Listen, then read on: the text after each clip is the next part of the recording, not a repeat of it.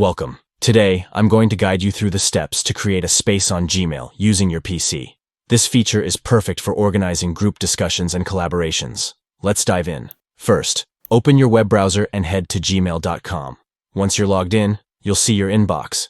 Next, look to the top right corner for the grid of 9 dots next to your profile photo. Click on that icon, and from the drop-down menu, select Chat. On the left side of your screen, you'll see a menu.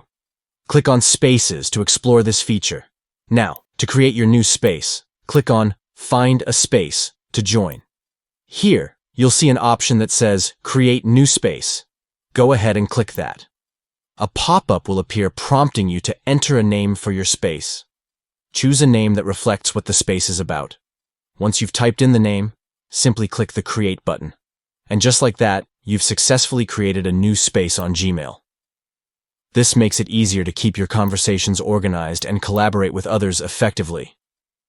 If you found this video helpful, please like and subscribe for more tips and tricks.